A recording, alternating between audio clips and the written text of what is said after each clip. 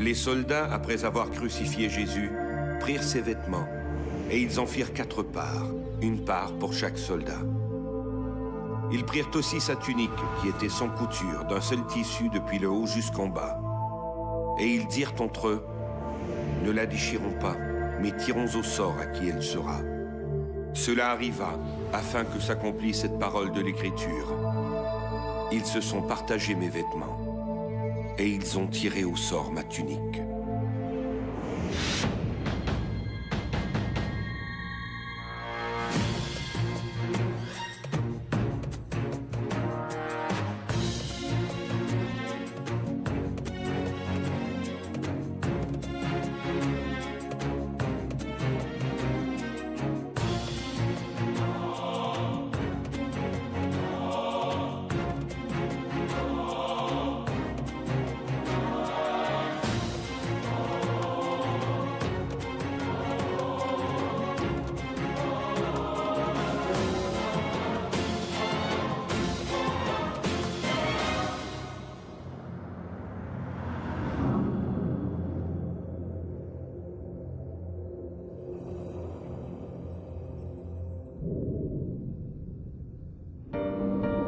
Il existe peu d'informations sur les habits de la Passion, et les quelques rares références qu'en donnent les évangiles manquent de précision.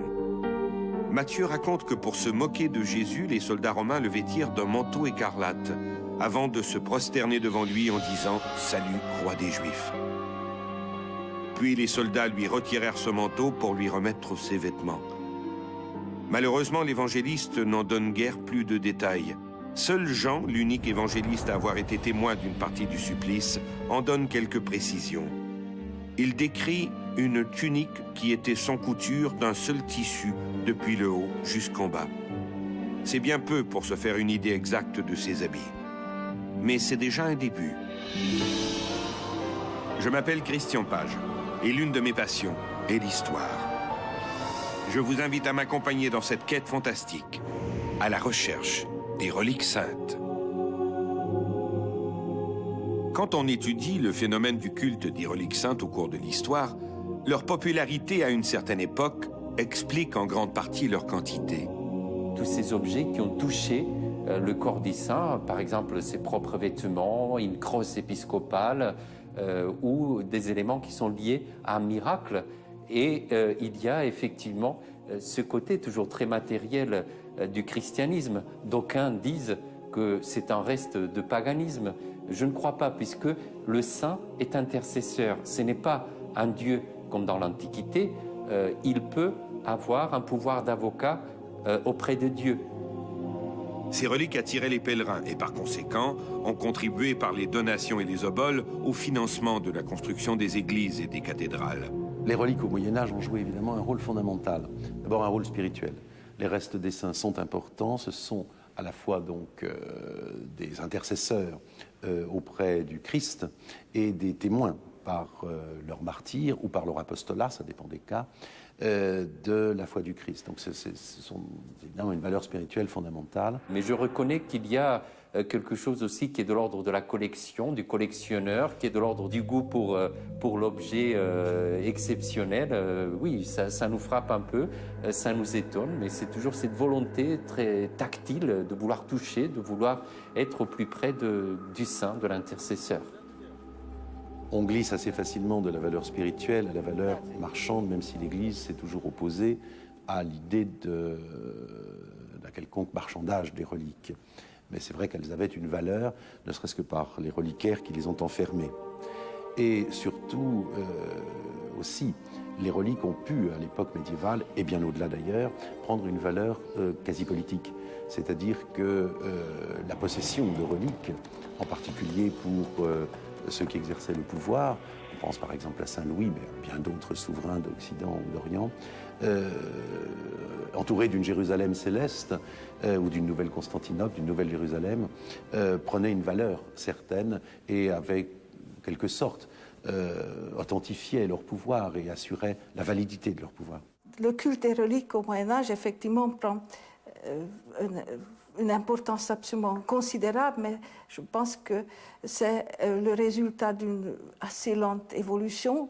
Mais il y a une éclosion, en tout cas, dès la deuxième moitié du IVe siècle, où on constate des miracles autour ou sur les tombeaux des saints martyrs, les premiers saints.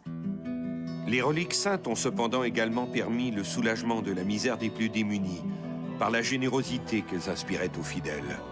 Bon, il faut bien reconnaître que la foi populaire compte pour beaucoup aussi dans l'azurrection de ce genre de reliques. Alors, il est très difficile d'expliquer cette croyance à la virtus, donc à la force miraculeuse des reliques, parce qu'il n'y a pas une véritable théologie, une explication exacte de cette virtus, de cette force miraculeuse.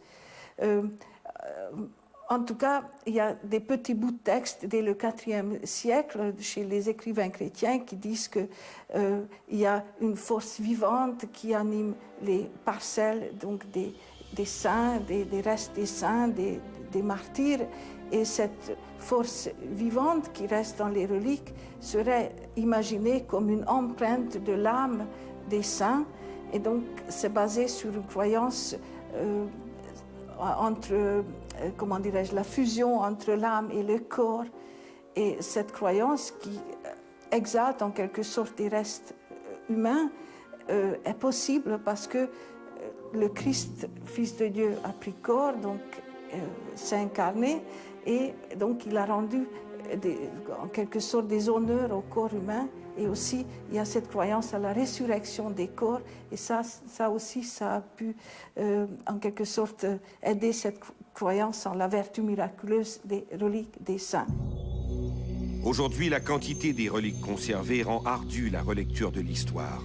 Il est difficile de départager les authentiques reliques contemporaines au Christ et aux saints martyrs des copies pieuses réalisées quelques siècles après leur mort.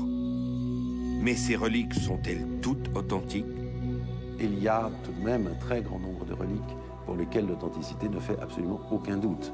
Quand vous savez quand est mort le saint, où il est mort, où il a été enseveli, à partir du moment où il est devenu, où il a été agrégé au nombre des saints, qu'il s'agisse d'une canonisation populaire ou d'une canonisation depuis le XIIIe siècle au moins, et même avant, reconnue officiellement par l'Église et dûment jugée par elle, là, il n'y a aucun problème.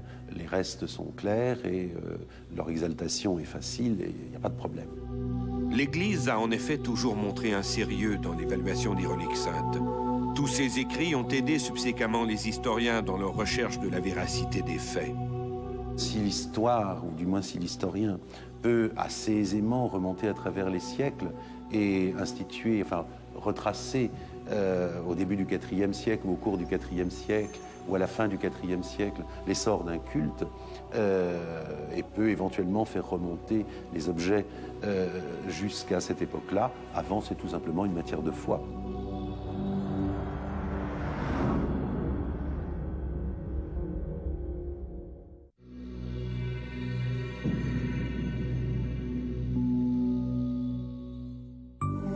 Heureusement, les reliques associées à Jésus lui-même sont beaucoup plus rares.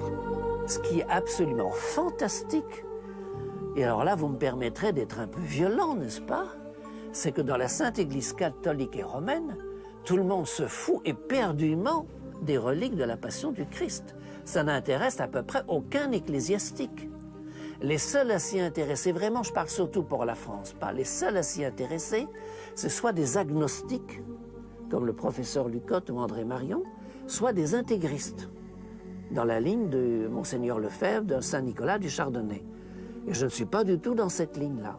Mais c'est une catastrophe que dans le clergé officiel, que les théologiens s'intéressent aussi peu aux reliques de la Passion du Christ. Enfin, quand même, je ne dis pas pour en faire une sorte de preuve irréfutable, obliger l'incroyant à se mettre à genoux, etc., et à confesser. Bon, non, il ne s'agit pas de méthode de ce genre-là.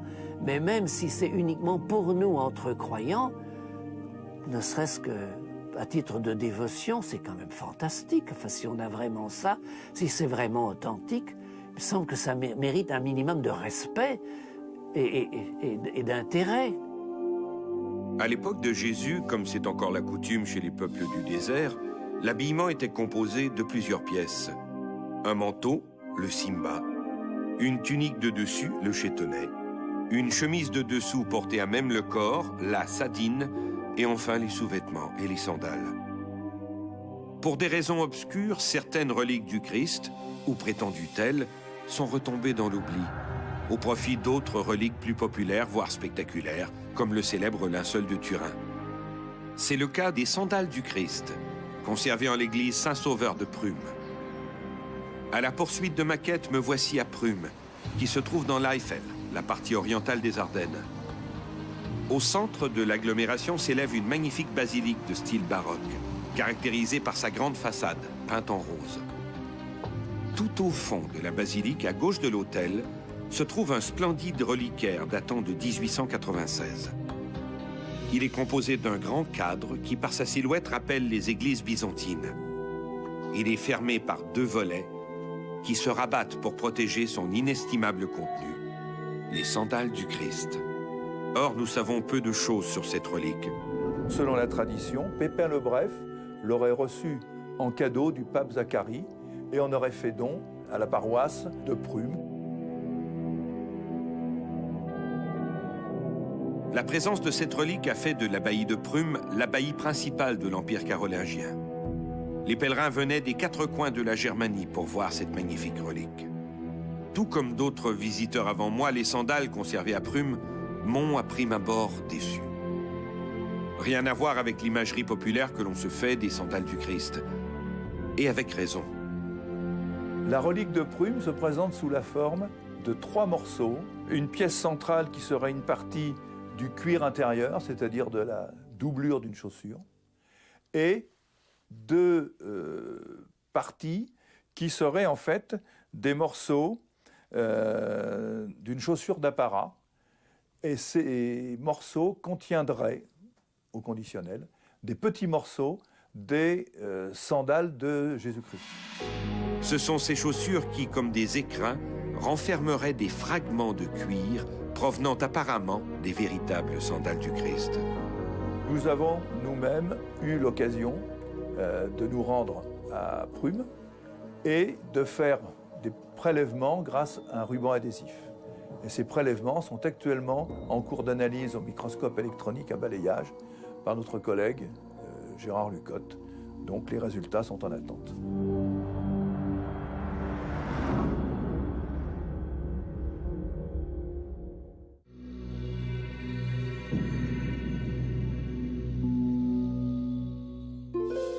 Au XVIe siècle, pour concurrencer les pèlerinages de Prüm, l'évêque de Trèves a autorisé les ostensions publiques de la Sainte-Robe, redécouverte depuis peu sous le maître-autel de la cathédrale de Trèves.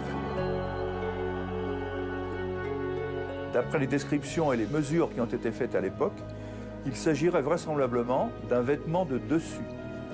Et ce vêtement de dessus, robe ou manteau, aurait pu donc appartenir au Christ. C'est en tout cas ce que prétend la tradition de Trèves. Les effets n'ont pas tardé à se faire sentir. Les pèlerins ont délaissé progressivement Prüm au profit de Trèves. Me voici rendu à Trèves, dans ma poursuite de l'histoire des reliques de Jésus-Christ. Fondée en l'an 17 avant Jésus-Christ par les Romains, la ville de Trèves est la plus vieille ville d'Allemagne.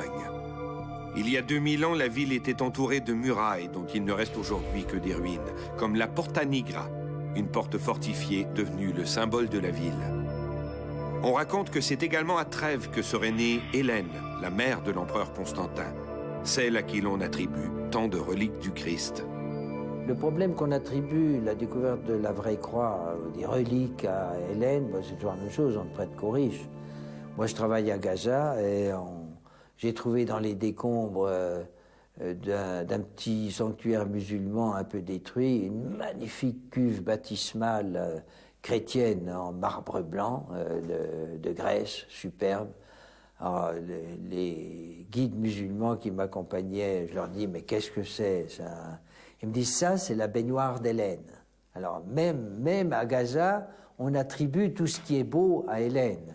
Alors, l'histoire de la tunique de Trèves est évidemment très mal connue, mais d'après un certain nombre de documents parfaitement sérieux, on pense que cette tunique aurait été rapportée de Jérusalem par Hélène, la mère de Constantin, lors de son voyage en Palestine.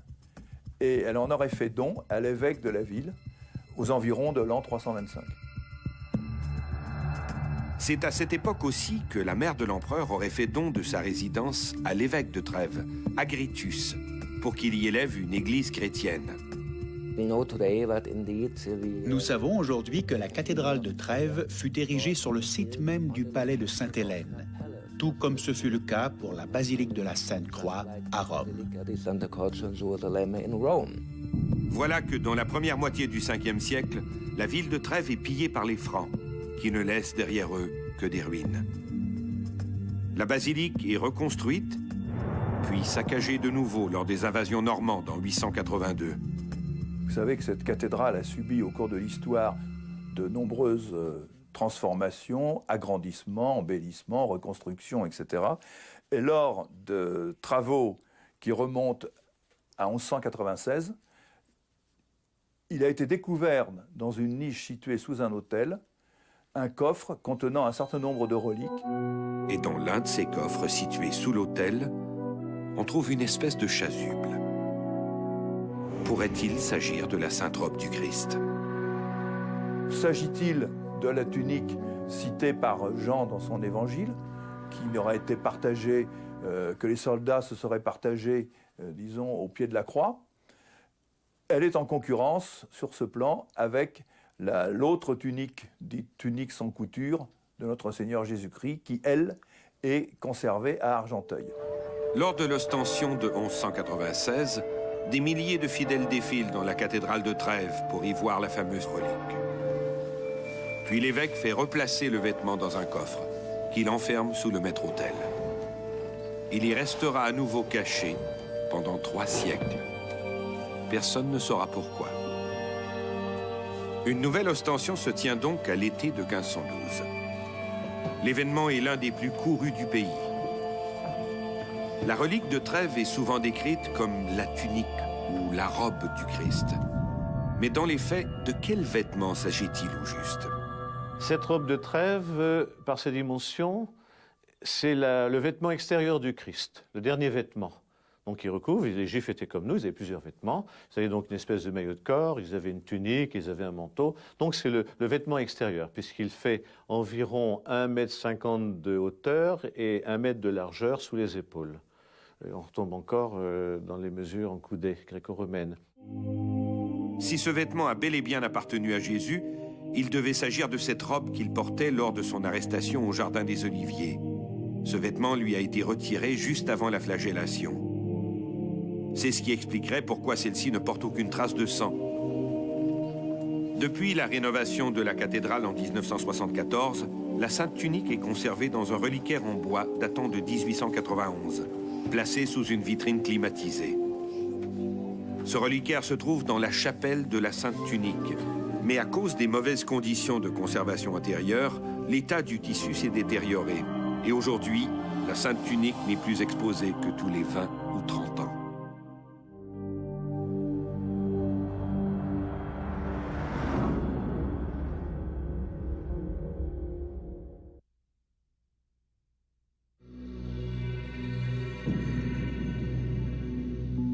La robe de Trèves serait une des robes qu'aurait pu porter le Christ de son vivant, tandis que la tunique d'Argenteuil, ce serait vraiment la dernière, c'est-à-dire la tunique inconsubtile, pour employer le terme savant, c'est-à-dire sans aucune couture, celle qui a été tirée au sort après la passion du Christ.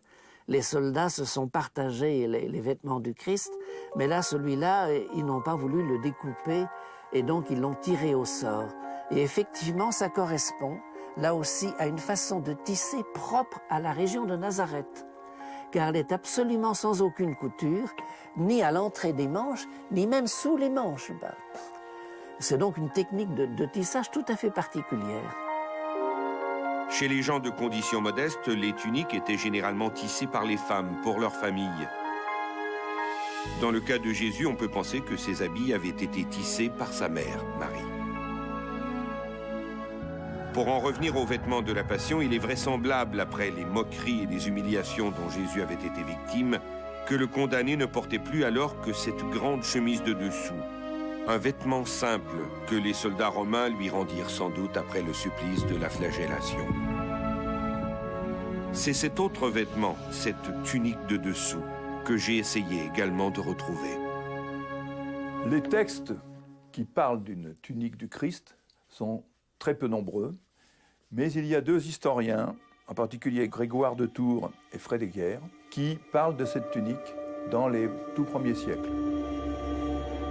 On peut dire que l'histoire de la tunique est bien connue depuis sa redécouverte en 1156, cachée dans un mur de l'église du monastère des Bénédictins à Argenteuil. En 1156, poussé par une impulsion divine, un religieux d'Argenteuil découvre, dissimulé dans un des murs de l'église du monastère des Bénédictins, un reliquaire contenant un vêtement apparemment très bien conservé et 2 lettres manuscrites. Ces documents anonymes présentent l'habit comme la tunique du Christ. Alors, comment s'est-elle trouvée là? Selon la tradition, la tunique aurait été reçue par Charlemagne de l'impératrice Irène de Constantinople. Sainte Irène était en très mauvaise posture, elle était l'impératrice de Byzance, était en très mauvaise posture. Elle avait une politique désastreuse, on complotait contre elle. Charlemagne venait d'être couronné empereur. Donc, elle envisageait en quelque sorte de se marier avec Charlemagne de façon à reconstituer l'Empire chrétien d'Orient, l'Empire chrétien d'Occident. Et elle avait fait don à Charlemagne, peu d'années après son sacre, en l'an 800, de plusieurs reliques, dont la Sainte Tunique d'Argenteuil, qui ont été conservées à Aix-la-Chapelle. Charlemagne a fait revenir ces reliques à Argenteuil vers l'an 808, et à Argenteuil, il y avait un prieuré, un couvent de bénédictines qui venait d'être créé par la famille de Charlemagne, et la belle-sœur de Charlemagne, ainsi qu'une de ses filles, était moniale dans ce monastère. Donc il a donné à ce monastère la tunique d'Argenteuil qui a été conservée. Donc nous sommes là en 812, 808-812. C'est Charlemagne qui l'a amené à sa fille, qui était abbesse d'Argenteuil. Sa fille Théodrade était abbesse effectivement du monastère d'Argenteuil. Et il y avait plusieurs monastères aux environs de Saint-Denis, et des enfants, une sœur même de Charlemagne était abbesse. Donc il était tout à fait normal que la fille soit abbesse. Par contre, j'ai recherché dans différentes chroniques s'il y avait mention de la venue de Charlemagne. Il n'y a absolument aucune mention. Alors ce qui est tout à fait surprenant, c'est que des historiens de l'époque, je dis bien des historiens de l'époque, aucun ne parle de la venue de Charlemagne. C'est quand même assez troublant. Cette tunique aurait été cachée, en particulier à cause des invasions, etc., dans le mur du monastère, et elle a été retrouvée avec des lettres d'authenticité qui malheureusement aujourd'hui ont disparu, en 1156. L'annonce de cette découverte, de surcroît par une illumination divine, attire les fidèles des 4 coins de la France. Dans la foule, on raconte même que le roi Louis VII serait venu de Paris pour vénérer l'extraordinaire relique. La vie de Louis VII a été marquée par beaucoup de déboires.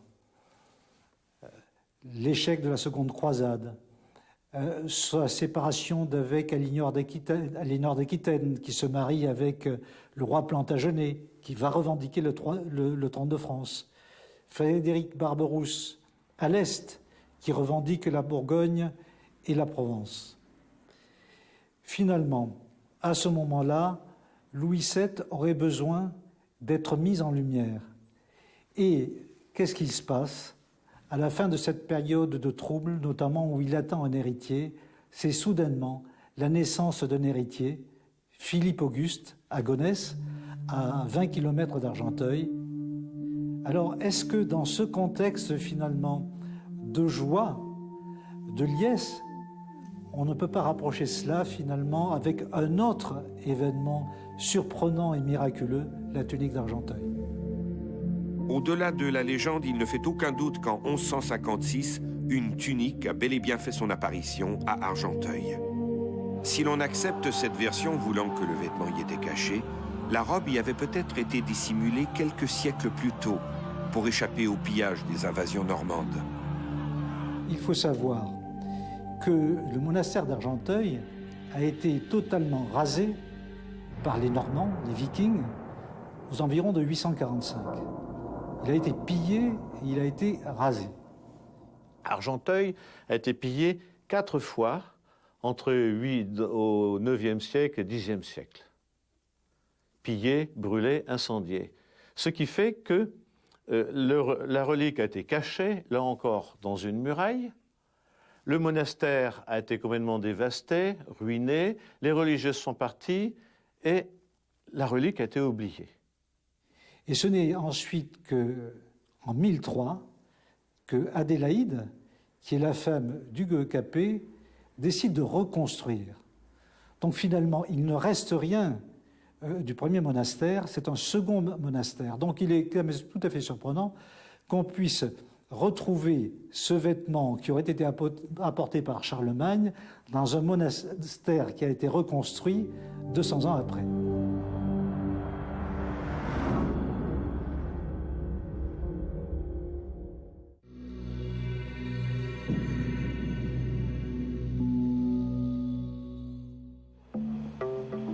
Argenteuil est une commune située dans le département du Val d'Oise.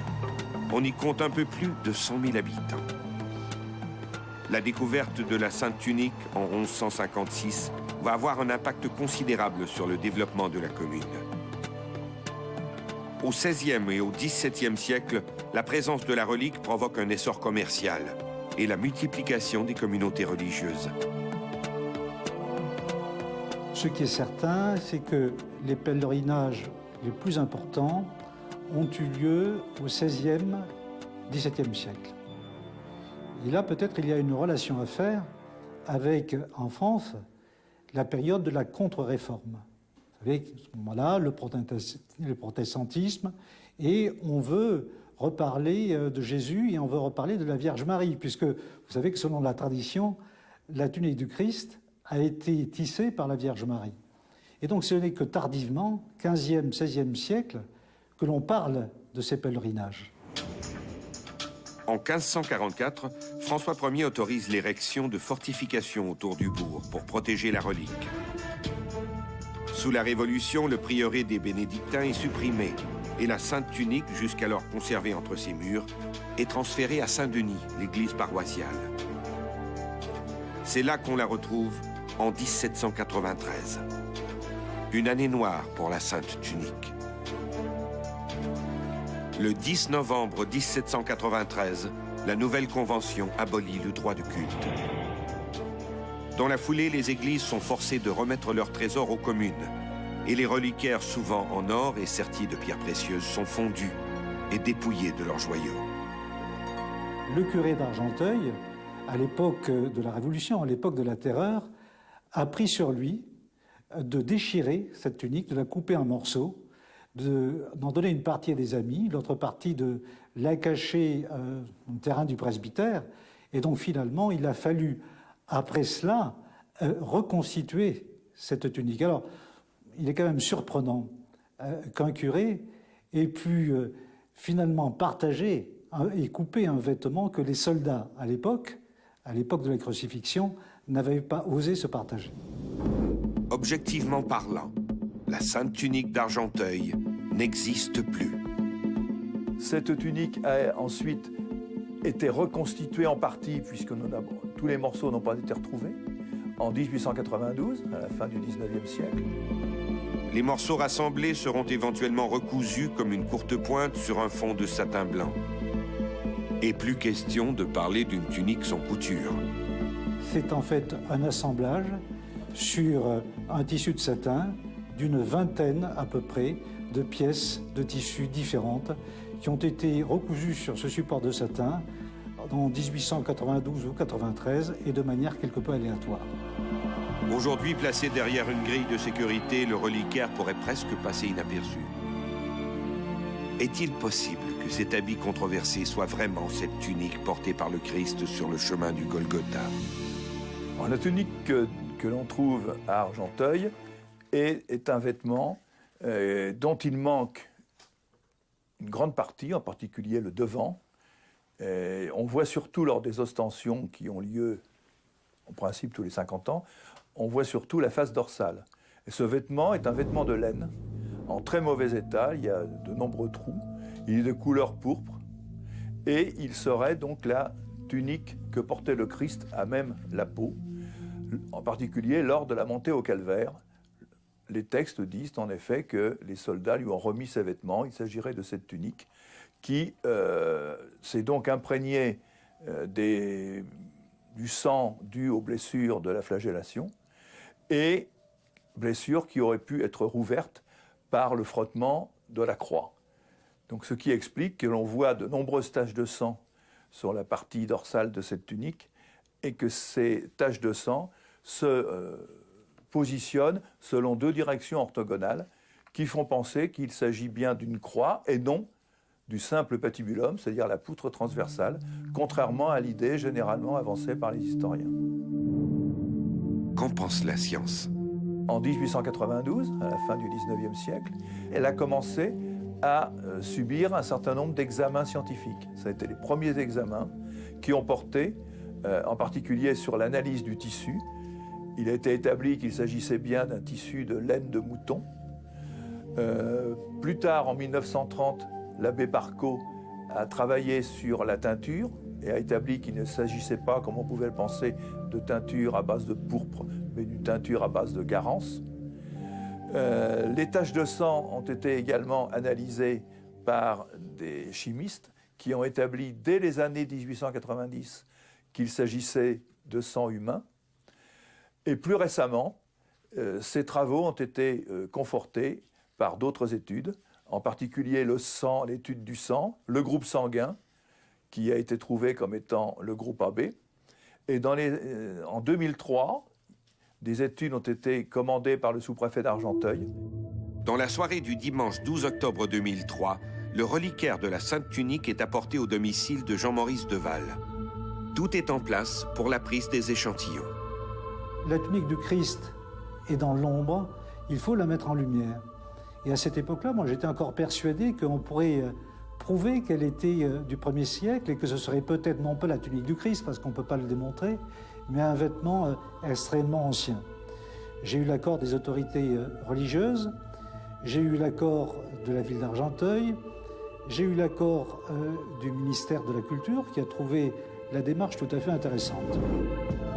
Le lendemain, en avant-midi, des délégués des laboratoires et des représentants officiels des diverses parties impliquées se donnent rendez-vous à Argenteuil. Elle a été étudiée dernièrement, il y a 3-4 ans.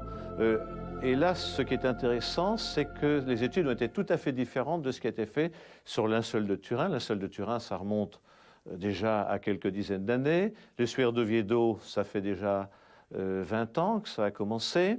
Et donc là, ça a été fait par les dernières techniques que nous possédons en médecine légiste. Par contre, ce qui est intéressant de noter, c'est qu'à l'occasion de ces travaux, une datation en carbone 14 de la tunique a été réalisée au laboratoire de Saclay. Et peut-on, grâce à une analyse au carbone 14, donner des éléments de vérité? Alors c'est pour cela que j'ai été, avec d'autres, parce que je n'ai pas fait ça tout seul, à l'origine d'une expérimentation au carbone 14.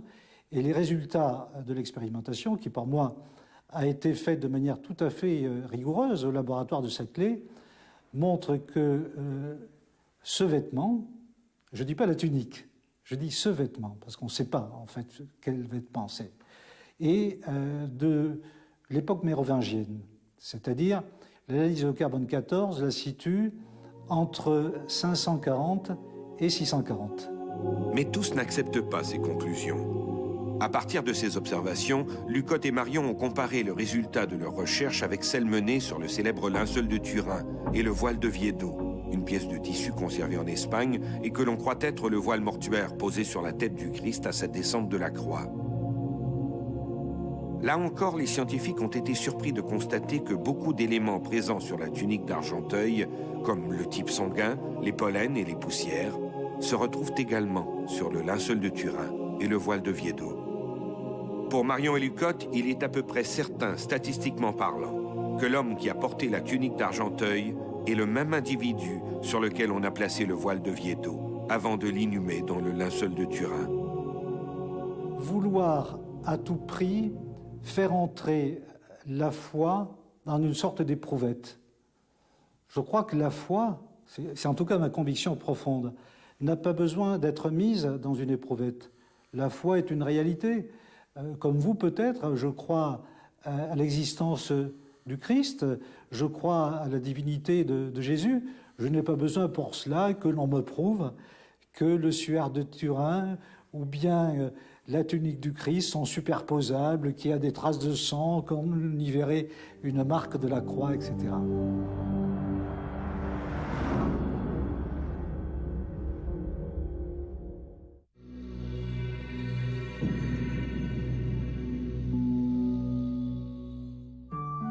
La ville de Cahors, qui compte un peu plus de 20 000 habitants, est située dans le sud de la France.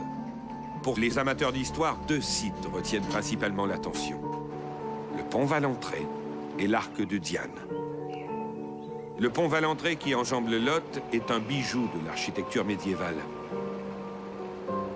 Une légende raconte que pour son érection, l'architecte chargé des travaux aurait fait appel à Satan lui-même, lui offrant son âme en échange de sa collaboration. Diable ou non, le pont Valentré est à couper le souffle.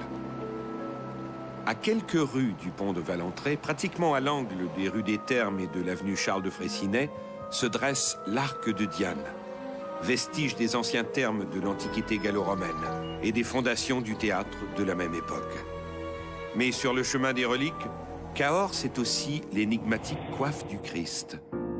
On l'appelle traditionnellement une coiffe parce que ça couvre le haut de la tête, mais en réalité, le but de ce linge était de fermer le menton, pas de maintenir. Et pour ça, il faut qu'il y ait quelque chose en dessus, bien entendu. Et alors, c'est formé, si je me rappelle bien, de 7 voiles extrêmement fins, superposés, qui couvrent la tête et la nuque. Et on a également la mentonnière. Et alors, ce qui est intéressant, c'est qu'il y a des traces de sang, pas sous la coiffe et également dans la nuque. Et alors là, il faudrait faire carrément des prélèvements, des analyses, ça vaudrait la peine. On sait en tout cas que cette façon de procéder, ce tissage, cet usage, cette forme, était fréquent à cette époque-là. Ça correspond tout à fait aux usages de l'époque. Il y a tout de même un certain nombre de chances pour que ce soit authentique. La sainte coiffe, comme on la désigne, n'est pas offerte à la contemplation des fidèles. Elle est précieusement conservée dans une réserve de l'imposante cathédrale Saint-Étienne. Lors de mon passage à Cahors, la conservatrice du patrimoine, Madame Laure Courget, a bien voulu me montrer la précieuse relique. Historiquement parlant, on sait peu de choses sur la sainte coiffe de Cahors. Les 4 évangélistes n'en disent rien. Luc et Jean parlent bien de linge funéraire qui était à terre ou plié à part, mais ces descriptions sont trop sommaires pour tirer des conclusions. Chose certaine, aucun des textes canoniques ne parle de coiffe mise sur la tête de Jésus, ou même de patil, cette mentonnière associée au rite funéraire juif de l'époque. Alors, il est peut-être envisageable que ça soit tellement un élément de retenue du visage, de la tête et des voiles. C'est peut-être cet élément-là. Il est tellement habituel dans les sépultures qu'il les oublie peut-être de le mentionner, en fait. L'itinéraire de la sainte coiffe de Cahors est aussi nébuleux. Sa première référence avérée remonte à 1119. En fait, la tradition veut que ce soit Charlemagne qui offre cette coiffe à l'église de Cahors, dans un geste très symbolique, à une grande période de reconstruction pour la cité. Il y a ce don. Et puis, en fait, on a peu d'informations, bien entendu, sur cette période-là. Les seuls éléments que l'on ait après, c'est quand, au XIIe siècle, Calix II, qui est le pape, va consacrer une chapelle qui va être dédiée à la Sainte Coiffe. Cette cérémonie évoque non seulement pour la première fois la vénération de la relique, mais la situe également à Cahors, dès cette époque. Depuis 1899, la Sainte Coiffe est conservée dans un magnifique reliquaire de bronze surmonté d'un cylindre de verre, à travers lequel on peut voir la relique, et d'un dôme décoré d'anges. Autour du pied trônent 3 personnages, Charlemagne, le pape Calixte II et Saint Didier, l'un des saints de la ville. 3 personnages sont présents, 3 personnages majeurs dans l'histoire presque du cheminement de la relique jusqu'à la cathédrale de Cahors. On a Charlemagne, qu'il faut absolument présenter, puisque c'est lui qui, traditionnellement, est le premier à avoir offert la Sainte Coiffe à l'église de Cahors. Autre personnage qui est présent, c'est Saint Didier. Alors c'est un peu... J'aurais presque dû commencer par lui, mais Charlemagne a un tel poids historique. Saint Didier, qui est considéré, c'est un évêque, il a été après béatifié, il est considéré comme le père de la reconstruction et l'évêque de la reconstruction de la ville après les grandes invasions, et donc de la reconstruction de la cathédrale. Et puis le troisième personnage, c'est bien entendu, c'est Calixte II, qui est représenté en train de bénir la chapelle d'Axe, hein, dans le geste du bénissant, et qui en fait permet comme ça d'achever cette espèce de résumé historique qui a conduit la Sainte Coiffe à travers les siècles et à travers les périodes importantes. Sur le plan scientifique, la Sainte Coiffe est loin d'avoir livré tous ses secrets. Les seules études scientifiques remontent au XIXe siècle. Pour l'essentiel, elles ont été menées par un pharmacien et un médecin. Selon eux, les taches rougeâtres visibles à l'intérieur et à l'extérieur de la coiffe, au nombre d'une dizaine, seraient bel et bien des taches de sang humain. Quant au tissu, il serait tout à fait semblable à des étoffes utilisées en Judée à l'époque du Christ. Je vous précisais tout à l'heure qu'en effet, entre les deux voiles qui ont pu être trouvés et vénérés, c'est une coiffe très très particulière, qui vient vraiment recouvrir, en finale si on peut dire, ou en préalable. Alors là, c'est toute la question qui se pose, puisqu'il y a des traces de sang très précises, qui vient recouvrir la tête. Là s'arrêtent nos connaissances. Quel est le type sanguin de ces taches? Est-il le même que celui du sang découvert sur d'autres reliques de la Passion, comme le linceul de Turin ou le Sudarion de Viedo? Lors de ma visite à Cahors, j'ai appris qu'il était de l'intention des autorités de replacer le reliquaire de la Sainte Coiffe dans le déambulatoire de la cathédrale Saint-Étienne, à la vue des fidèles. La Sainte Coiffe va être réinstallée dans la chapelle d'Axe. Donc il y a quelques travaux de réaménagement et de restauration à faire au niveau de la chapelle elle-même. Mais je pense que dès l'année prochaine, les différents pèlerins pourront à nouveau, et puis les fidèles, puis même les visiteurs, pourront à nouveau admirer la Sainte Coiffe dans la composition telle qu'elle a été conçue en cette fin de 19e, avec en même temps cette nécessité de réellement la mettre en avant et de créer tout un décor d'accompagnement. À cette occasion, il serait peut-être souhaitable de procéder à de nouvelles analyses du vêtement, ne serait-ce que pour remettre à jour nos connaissances, vieilles de 150 ans.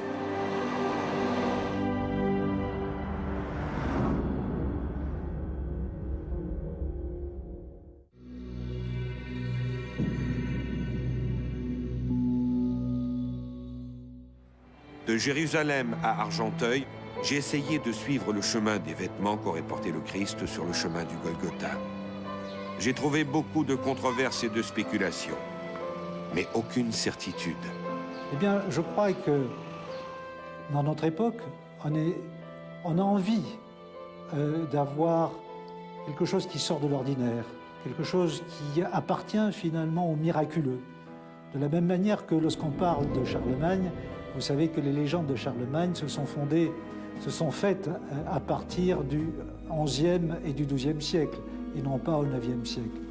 Eh bien, je pense que certains, je ne veux pas mettre le certain au singulier, mais j'ajouterai pas beaucoup d'S au certain, finalement font un raccourci pour écrire des ouvrages qui vont effectivement se vendre parce qu'ils correspondent peut-être à un besoin de foi et à un besoin de merveilleux que nous avons dans notre vie et dans notre quotidien d'aujourd'hui.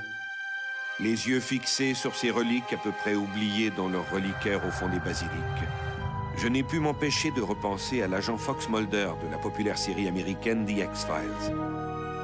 Dans son bureau au FBI, une affiche portait cette simple mention « I want to believe », je veux croire.